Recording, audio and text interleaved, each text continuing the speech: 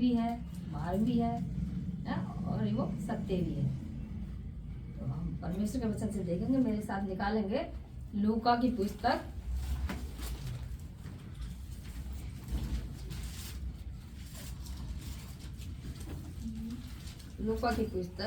उसका 8 अध्याय 4 पद से लेकर 8 तक पढ़ेंगे। जब बड़ी भीड़ इकट्ठी हुई और नगर नगर के लोग उसके पास चले आते थे, तो उसने दृष्टांत में कहा, एक बोने वाला बीज बोने निकला। बोते हुए कुछ मार्ग के किनारे गिरा और रौंदा गया और आकाश के पक्षियों ने उसे चुग लिया। कुछ चट्टान पर गिरा और उपजा, परंतु तरी न मिलने से सूख गया। कुछ झाड़ियों के बीच में गिरा और झाड़ियों ने साथ साथ बढ़कर उसे दबा दिया। कुछ अच्छी भूमि पर गिरा और उगकर 100 गुना फल लाया। यह कहकर उसने ऊंचे शब्द से कहा, जिसके सुनने के कान हो वह सुन ले। चलिए आंखें बंद करेंगे, प्रार्थना करेंगे आज के वचन के लिए जो मैंने पढ़ा।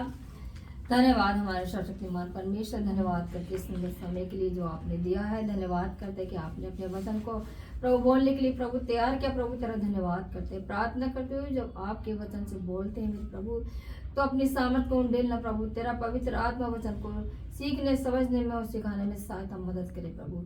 तो ये हमारी सहायता करने वाला परमेश्वर, धन्यवाद प्रभु। आज के वचन हम सबके हृदय की पट्टिकाओं पर ले जाए, ताकि हम तेरे वचन पर चलने वाले बने प्रभु।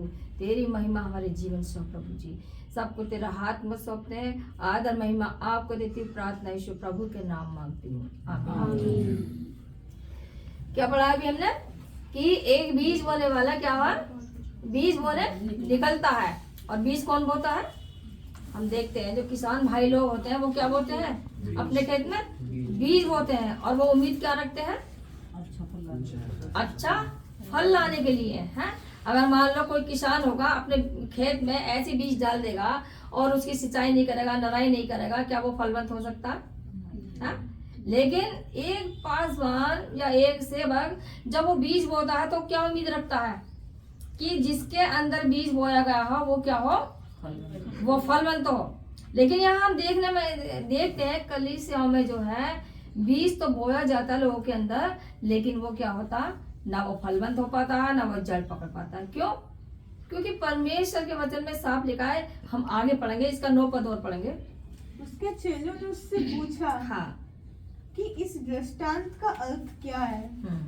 उसने कहा, तुमको परमेश्वर के राज्य के भेदों की समझ दी गई है, पर औरों को दृष्टांतों में सुनाया जाता है, इसीलिए कि वे देखते हुए भी न देखें और सुनते हुए भी न समझें। हाँ, परमेश्वर का वचन यहाँ क्या कह रहा है कि तुमको परमेश्वर के राज के भेदों की क्या हुआ, समझ दी गई है। कितने लोग हैं जो परमेश्वर के वचन को जान लिया, जिन्होंने परमेश्वर का वचन हमें दिया गया और हमने जान भी लिया है कि परमेश्वर का वचन हमें क्या सिखा रहा है? उसके भेद भी हमने जान लिए कि जब हम परमेश्वर के पीछे चलते हैं तो परमेश्वर हमें किस तरीके से आशीष देता है और किस तरीके से वो हमें चंगाई भी देता है, किस तरीके से हमारी प्रार्थना को सुनता है। परमेश्वर के सारे भेद हम जान चुके हैं, यानी कि परमेश्वर के वचन को हमने जान भी लिया, सुन भी लिया है, और फिर भी क्या हुआ, हम समझ नहीं रख पा रहे हैं। हम समझ नहीं रख पा रहे हैं, फिर भी हम वचन के अनुसार अपने जीवन को नहीं बिता रहे हैं। और ये बात कौन, उसके चेले पूछ रहे हैं कि परमेश्वर के मतलब ये हम वचन, ये दृष्टांत में तूने हमें समझाया कि क्या है? क्योंकि जो औरों को क्या होता है, दृष्टांत में समझाया जाता है। जब कोई अजनबी होता है, कोई परेशान होता है, तो उसको क्या करते हैं, वचन को दृष्टांतों में समझाया जाता है कि देखो बहन, वो एक स्त्री थी, उसको इतने बरस से बीमारी थी, वो चंगी हो गई। ये क्या है, एक दृष्टांत है। हमने किसी को वचन सुनाया है तो वो क्या है, दृष्टांत में हमने सुनाया है कि वो ये भेद को जाने, समझ रखें। और इसीलिए परमेश्वर कहता है कि तुम्हें राज के वचन की मतलब वो दी गई है, समझ दी गई है। तो परमेश्वर ने जितने लोग आगे बढ़ चुके हैं परमेश्वर के वचन के अनुसार, उनको क्या हुआ, समझ दी गई है। किसकी? परमेश्वर के राज की भेदों की। लेकिन अब उनका काम क्या है कि जब हम किसी को वचन समझाते हैं तो हम उनके पिछले जीवन पर ना जाएं कि अरे तुम ये कर रहे हो, तुम ये कर दो, तुम वो कर दो। नहीं, सिर्फ हम परमेश्वर के वचन को समझाएं और कहें कि प्रभु देखो, वो एक रोगी था, वो प्रभु के पास आया, वो क्या हो गया, वो चंगा हो गया। उसके अंदर क्या होगा, एक उत्साह आएगा कि हाँ ये परमेश्वर का वचन सही है, मैं भी बीमार हूँ, मैं भी प्रार्थना करूंगा, प्रार्थना में जाऊंगा तो क्या हो जाऊंगा, चंगा हो जाऊंगा। इससे क्या हुआ, वो दृष्टांत का जो हमने समझाया, जो वचन समझाया, उसके अंदर क्या करेगा, काम करेगा। तो परमेश्वर का वचन ये है कि हम सबके हृदय में क्या करता है, काम करता है। और ये नहीं कि हमने उसको वचन समझा दिया लेकिन हमें उसके लिए प्रार्थना भी करनी है। अगर हमने मान लो खेत में बीज डाल दिया और हमने उसको सींचा नहीं, पानी नहीं दिया, उसको मतलब बढ़ने के लिए जो भी करते हैं किसान लोग, वो नहीं किए तो क्या वो बढ़ पाएगा, नहीं बढ़ पाएगा ना। तो ये क्या है, बीज क्या है, परमेश्वर का वचन है। और हमारा हृदय क्या है, एक खेत के समान है। कितने लोग हैं जो परमेश्वर के वचन को उनके अंदर बो दिया है और वो उसमें जड़ पकड़ रहे हैं। हम देख रहे हैं कि आजकल क्या, आज सुन लिया और सुन के क्या हो गया, इधर से इधर को निकाल दिया, वो क्या जड़ पकड़ पाएगा, नहीं पकड़ पाएगा। हम इसके लिए आगे जानेंगे। परमेश्वर के वचन में लिखा लेंगे, इसमें लूका 8 अध्याय का 11 पद से लेकर दृष्टांत 15 तक पढ़ेंगे। दृष्टांत का अर्थ यह है कि बीज परमेश्वर का वचन है। मार्ग के किनारे के वे हैं जिन्होंने सुना, तब शैतान आकर उनके मन में से वचन उठा ले जाता है कि कहीं ऐसा ना हो कि वे विश्वास करके उद्धार पाएं। चट्टान पर उसके वे हैं कि जब सुनते हैं तो आनंद से वचन को ग्रहण तो करते हैं, परंतु जड़ न पकड़ने से वे थोड़ी देर तक विश्वास रखते हैं और परीक्षा के समय बहक जाते हैं। जो झाड़ियों में गिरा है यह वे हैं जो सुनते हैं पर आगे चलकर चिंता और धन और जीवन के सुख विलास में फंस जाते हैं और उनका फल नहीं फलता। पर अच्छी भूमि में के वे हैं जो वचन सुनकर भले और उत्तम मन से संभाले रहते हैं और धीरज से फल जाते हैं। हाँ बस, अब इसका हम एक एक करके पढ़ेंगे तो हम हमारी समझ में आएगा। 11 से पढ़ेंगे एक एक। दृष्टांत का अर्थ यह है, बीज परमेश्वर का वचन है।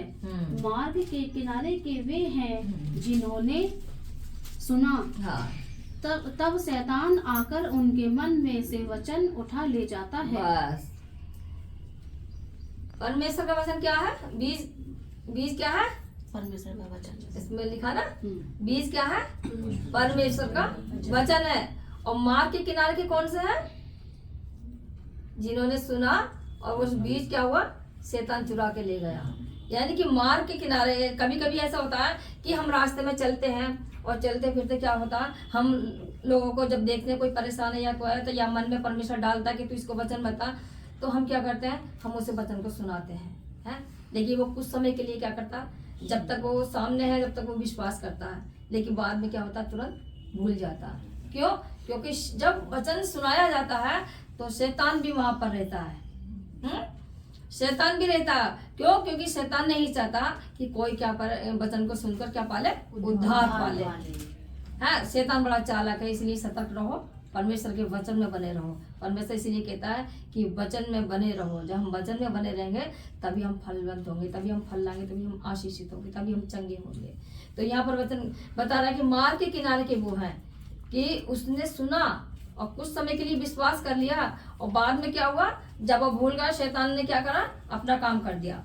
शैतान ने क्या करा, वचन को चुरा लिया और वो वही का वही, मतलब वो इंसान के अंदर से वो वचन निकल गया और वो वचन क्या हुआ, वो शैतान चुरा के ले गया, वो फलवंत नहीं हुआ उसके जीवन में। दूसरा पढ़ेंगे कि वे विश्वास ना करें और हाँ। उनका उद्धार ना हो। चट्टान पर के वे हैं जो वचन सुनने पर उसे बड़े आनंद से ग्रहण तो करते हैं, हाँ। पर जड़ मजबूत ना होने के कारण क्षण भी तो विश्वास करते हैं, हाँ पर जब परीक्षा आती है तो हाँ। बहक जाते हैं, जो बीज काटिली झाड़ियों में बस बस गिरा। बस बस। यानी कि चट्टान पे के कौन से है?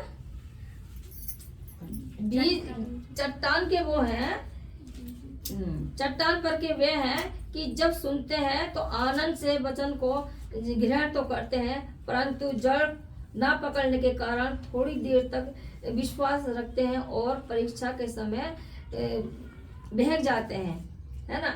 यानी क्या होता है, चट्टान पे बीज बोया गया है और वो कुछ समय के लिए क्या हो रहा है, ठहरा हुआ है उसमें, है ना। जब उनके जीवन में परीक्षाएं आती है, परेशानियां आती है, चिंताएं आती है, तो वो क्या करते हैं, वो बहक जाते हैं।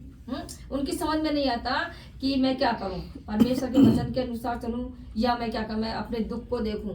क्योंकि बहुत से लोगों के जीवन में परीक्षाएं आती हैं और परमेश्वर के वचन में एक जगह लिखा है कि धन्य है वो जो परीक्षा में स्थिर रहता है, ये है ना, ये परीक्षा में स्थिर रहता है। यानी कि मनुष्य के जीवन में जब हम प्रभु को ग्रहण करते हैं, विश्वास करते हैं, तो शैतान भी अपना काम करता है। क्यों? क्योंकि वो हमारे जीवन में बीमारी डालेगा, परेशानी डालेगा, क्लेश डालेगा, झगड़े डालेगा, लेकिन हमें उसमें क्या है, उस समय अपने धीरज के साथ हमें परमेश्वर की बात जो नहीं, परमेश्वर के वचन के अनुसार हमें चलना है। हमें उस समय शैतान को डांटना है कि शैतान तो हमारे जीवन से दूर हो। क्यों? क्योंकि तू हमारे जीवन में, तेरा कोई महत्व नहीं है। तो जब हम शैतान को डांटेंगे तो वो हमारे जीवन से क्या होगा, चला जाएगा। इसीलिए परमेश्वर को हम क्या करते, थामे रहे परमेश्वर के वचन को, परमेश्वर के निकट आए, प्रार्थना करें, और परमेश्वर के निकट जब हम आते हैं तो हमें क्या होती है, आनंद की भरपूरी होती है। तो हम उस आनंद को ना खोएं जो परमेश्वर के वचन के द्वारा हमें मिलता है। जब हम परमेश्वर का वचन पढ़ते हैं, प्रार्थना करते हैं, तो हमारे जीवन एक आनंद में जीवन हो जाता है।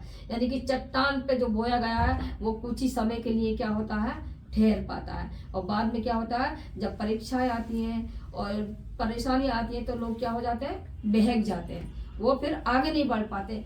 तो फिर इसीलिए वो आगे नहीं बढ़ पाते और ना वो बीज उनके अंदर फलवंत हो पाता है। और आगे पढ़ेंगे, जो झाड़ियों में गिरा यह वे हैं जो सुनते हैं पर आगे चलकर चिंता और धन और जीवन के सुख विलास में फंस जाते हैं। हाँ, यानी कि झाड़ियों में के कौन से हैं, झाड़ियों में के वो हैं जो चिंता कर रहे हैं कि अरे हम क्या खाएंगे, क्या पिएंगे, मतलब अपने सुख भोग विलास की सोच रहे हैं। जबकि परमेश्वर के एक जगह वचन में लिखा है कि तुम किसी भी बात की चिंता ना करो, हर एक बात में तुम्हारे प्रार्थना निवेदन परमेश्वर के सम्मुख उपस्थित किए जाएं। अगर हमारे जीवन में चिंता आ रही है, अगर हमारे जीवन में रुकावटें आ रही है, परेशानी आ रही है, तो एक विश्वासी का काम क्या है कि हम विश्वास में मजबूत रहें और हम प्रार्थना में बने रहें और हम उसके वचन के अनुसार चलते रहें। ये एक विश्वासी का जीवन है। अगर ये चीजें हमारे जीवन में नहीं आएंगी तो शैतान हमारे जीवन में तरह तरह की दिक्कतें, परेशानियां पैदा करेगा। शैतान वैसे लोगों से दूर क्यों रहता है? क्यों? क्योंकि वो जानता है कि प्रार्थना के द्वारा क्या होगा, ये मुझे भगा देंगे। इसीलिए ज्यादा से ज्यादा हमें क्या करनी चाहिए, प्रार्थना करनी चाहिए, ज्यादा से ज्यादा हमें वचन को पढ़ना चाहिए। ये नहीं कि यहाँ पर आ गए और वचन को आपने सुन लिया, पढ़ लिया और घर जाके क्या हो गए, भूल गए, है नहीं। हमें बराबर बने रहना है। कोई दिन मत छोड़ो कि हम परमेश्वर का वचन ना पढ़ें। जब हम परमेश्वर का वचन रोज पढ़ते हैं तो परमेश्वर का वचन हमारे अंदर अधिकांश से बसता है। ये देखो, मनुष्य में सारे काम के लिए टाइम मिलता है, उन्हें अपना जॉब भी करेंगे, खाना भी खाएंगे तीनों टाइम, अपने बच्चों को भी संभालेंगे, सब कुछ करेंगे, लेकिन क्या प्रार्थना के लिए समय नहीं मिलेगा। जब प्रार्थना कर ली, अरे आज तो मुझे टाइम ही नहीं मिला, मैं बहुत जल्दी में था, मैंने इसलिए प्रार्थना नहीं कर पाई। अरे कोई तो समय होगा और नहीं तो सोते समय ही प्रार्थना कर लो कि भाई हाँ क्या कम है, अब हमें टाइम मिल गया, थोड़ा सा परमेश्वर को समय दें। लेकिन जब हम प्रभु के वचनों में बड़े रहते हैं ना, तो परमेश्वर अपने आप ही ऑटोमेटिक पवित्र आत्मा हमें उत्साहित करता रहता है कि तू प्रार्थना कर, तू प्रार्थना कर। जब हम परमेश्वर के वचन में प्रार्थना में बढ़ते हैं तो पवित्र आत्मा हमारे जीवन में काम करता है। लेकिन अगर हम थोड़ी सी देर के लिए विश्वास कर लें और हम उसको वहीं का वहीं छोड़ दें, भूल जाए, तो परमेश्वर का वचन हमारे जीवन में काम नहीं करेगा। क्यों? क्योंकि शैतान क्या होगा, उस वचन को चुरा के लेके चला जाएगा और तुम्हें खाली कर देगा और तुम्हें परेशान कर देगा। तुम्हारी समझ में नहीं आएगी कि मैं क्या करूं। लेकिन जब परमेश्वर का वचन हम पढ़ेंगे, तो उसको थामे रहेंगे, तभी खुदा हमारे जीवन में काम करेगा। इसीलिए ऐसे ना बनो कि हम वचन को सुन लिया और उसको छोड़ दिया। ऐसा नहीं करें, परमेश्वर के वचन में मजबूत होने पाए। हम देखते हैं किसान भाइयों के लिए वो कितनी मेहनत से, ना वो बारिश देखते, ना धूप देखते, ना छाया देखते, वो क्या करते हैं, समय पर खेती को क्या करते हैं, बीज को बोते हैं, नराई करते हैं, सिंचाई करते हैं, और वो बीज क्या होता है, फलवंत हो जाता है। कभी कभी देखा है कि किसान भाइयों ने बीज बो दिया और आंधी आ गई, तूफान आ गई, उनकी फसल क्या हो गई, बर्बाद हो गई, और उन्हें कितना दुख होता है, सर पकड़ के बैठ जाते हैं कि भाई ये तो अब हमारा क्या होगा। तो ऐसे ही एक विश्वासी का जीवन में कभी कभी पास वालों को भी बहुत दुख होता है कि इस परिवार को हमने सींचा है, बढ़ाया है और फलवंत किया है, और परमेश्वर ने इनको फलवंत किया, आशीष दी है, और आज ये परिवार किस मोड़ पे जा रहा है। जहाँ लिखा ना कि जो झाड़ियों में गिरता वो कैसा है, मौलिक चिंता, भोग विलास, यानी कि अपने सुख सुविधा ढूंढते हैं। वो परमेश्वर की चिंता नहीं करते कि खुदा हमें आगे जाके क्या हमें दंड देगा या क्या, वो ये सब चीज भूल जाते हैं। सिर्फ उनको क्या चाहिए कि हमें सुख चाहिए, अच्छा खाना, अच्छा भोजन, अच्छा पहनना, अच्छा रहन सहना, ये हमारे लिए काफी नहीं है। जब हम परमेश्वर के अनुसार चलेंगे, वचन के अनुसार चलेंगे, तो ऑटोमेटिकली परमेश्वर ये सारी चीजें हमें देगा। कितने लोग हैं कि उनकी स्थिति क्या थी और आज प्रभु में आने के बाद वो क्या हो गए। बहुत से लोग कितने गवाही देते हैं कि हमारे जीवन में परमेश्वर ने ये काम किया। पहली बार वचन सुनते ही, प्रार्थना कराते ही उनके जीवन में कितने काम होते हैं। क्यों? क्योंकि वो अच्छे मन से विश्वास कर लेते हैं और वो उसमें क्या होता है, वचन जड़ पकता है। जब हम अच्छे मन से विश्वास करते हैं और धीरज से बात जोते हैं तो खुदा हमें ऑटोमेटिक आशीष देते चले जाता है ना। और आगे पढ़ेंगे। और उनका फल नहीं पकता, हाँ, पर अच्छी भूमि में के वे हैं जो वचन सुनकर भले और उत्तम मन में संभाले रहते हैं और धीरज से फल लाते हैं। क्या होता, धीरज से फल लाते हैं और उत्तम और अच्छे मन में क्या करते हैं, परमेश्वर के वचन को संभाले लेते हैं। हमें क्या है, प्रभु के जब वचन को हमने सुना है तो हम उसको अपने वचन में क्या करें, संभाल के रखें। कोई अच्छी चीज होती है या कोई मान लो इंसान अपने अच्छे वस्त्र खरीदता है या कोई अच्छी चीज खरीदता है, उसको क्या करता है, संभाल के रखता है। यहाँ तक कि अगर सोने चांदी की चीज होगी तो क्या करेगा, बड़े संभाल के अंदर वाले उसमें रखेंगे, लोकर में। चोर क्या होता है, चोर चुरा के न ले जा, या कोई घर में इधर उधर का ना घुस के आके लेके जा, इतना संभाल के रखेंगे। हैं, परमेश्वर का वचन तो सोने से भी उत्तम है, बहुमूल्य वचन है ये। तो मनुष्य उसको क्यों नहीं संभाल के रखता है? क्यों? क्योंकि उसके अंदर क्या है, चिंताएं हैं, उसके अंदर क्या है, भोग विलास है, सुख विलास की क्या है, इच्छाएं हैं। हम देखते हैं आजकल लड़कियां इतनी आगे बढ़ रही हैं जॉब करने में कि लड़कों को भी पीछे छोड़ रही हैं। क्यों? क्योंकि अंदर यह है कि भी अगर हम कमाएंगे नहीं तो हम अच्छा पहनेंगे कैसे। अरे परमेश्वर कहता है कि किसी भली वस्तु की चिंता मत करो, सब कुछ मैं तुम्हें देने वाला हूँ, लेकिन तुम मेरे वचन के अनुसार चलो।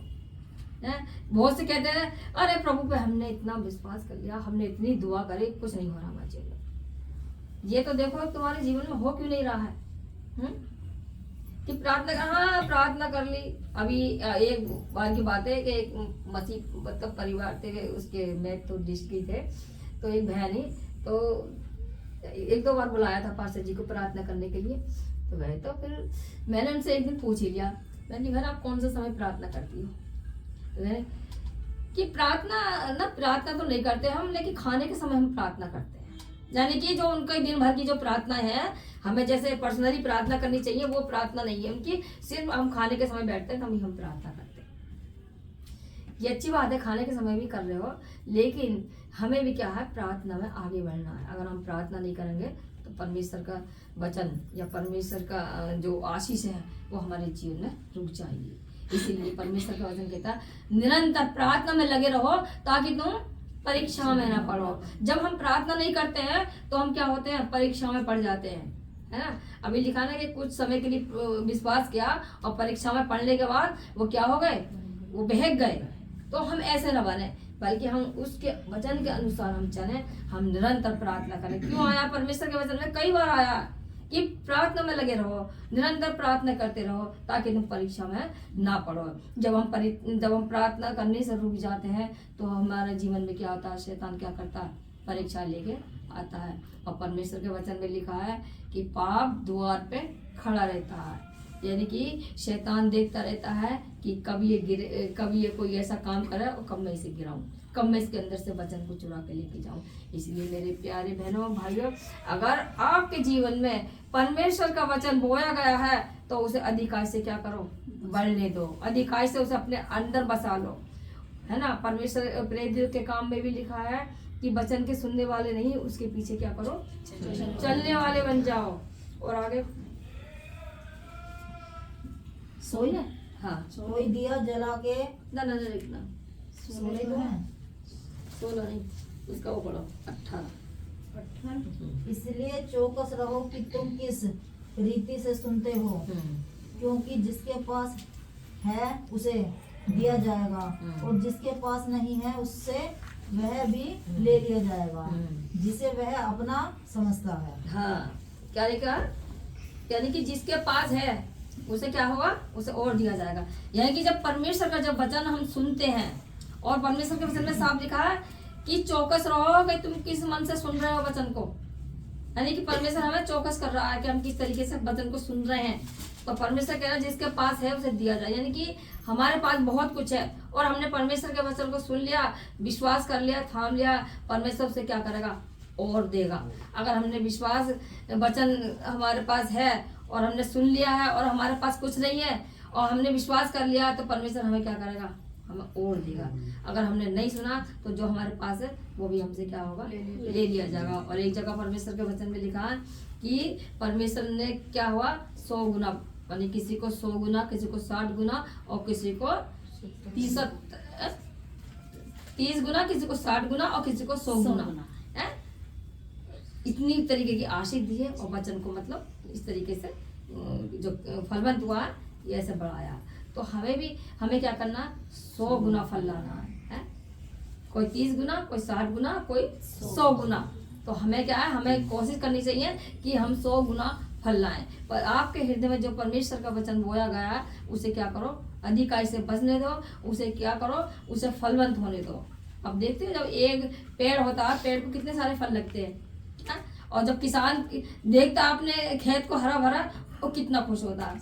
ऐसी परमेश्वर क्या होता है, खुश होता है, तो देखता कि ये देखो मुझ में कितना बढ़ रहे हैं, मुझ में कितना भरोसा रख रहे हैं। तो परमेश्वर कहता है कि इस परमेश्वर के वचन में क्या करो, जड़ पकड़ते जाओ, निरंतर हम प्रभु के वचन के अनुसार चलते रहें, निरंतर हम प्रार्थना में लगे रहें, ताकि हम परीक्षा में ना पड़े। क्यों, क्योंकि शैतान जो है वो घात लगाए हुए है। आज हम संसार में देख रहे हैं कि बहुत से लोग ऐसे हैं जो इतने मजबूत हो गए, परिपक्व हो गए, फिर भी वो क्या हो गए, भटक रहे हैं। ऐसे लोग हैं जो भटक रहे हैं, उनके लिए प्रार्थना करो कि प्रभु जो लोग तेरे मार्ग से भटक गए उन्हें फिर से तू अपने निकट लेकर आ। प्रार्थना में क्या होती है, शक्ति होती है। तो अगर एक मनुष्य प्रभु को जान चुका, अगर वो प्रार्थना करे, उसकी प्रार्थना के द्वारा क्या होता है, बहुत कुछ हो सकता है। परमेश्वर कहते ना कि धर्मी जन की प्रार्थना के लिए, धर्मी जन की प्रार्थना से बहुत कुछ हो सकता है, बहुत कुछ। यानी कि परमेश्वर ने अब हमें क्या बना लिया, धर्मी बना लिया। हम कौन हो गए, अब हमने परमेश्वर के जब वचन को सुना, उसको माना, अब हमने क्या हो गया, परमेश्वर के हम धर्म के मार्ग पे चल रहे हैं। तो परमेश्वर ने हमें क्या कर दिया, धर्मी बना दिया, है ना। तो अब परमेश्वर चाहता है कि पाप में जीवन छोड़कर हम परमेश्वर के धर्म के मार्ग पे चलें और धार्मिकता का जीवन जिए। क्यों, क्योंकि परमेश्वर चाहता है ना। पापियों का तो क्या होगा, नाश होना तय है। परमेश्वर के वचन में लिखा है साहब, दुष्ट का नाश होना तय है, और दुष्ट जन जो है वह दुष्टाई करते करते क्या होगा, नष्ट हो जाएगा। लेकिन धर्मी जन क्या होंगे, आशीष पाएंगे और वो बढ़ते जाएंगे। तो हम कौन से जन बने, धर्मी जन बने या दुष्ट जन बने, धर्मी जन बनेंगे ना। क्यों, क्योंकि प्रभु ने हमें आशीष दी है, प्रभु ने हमें ठहराया कि हम फल लाएं और बहुत आयत का फल लाएं, है ना, और आशीष पाए और बहुत आयत की आशीष पाए। प्रभु सबको आशीष दे।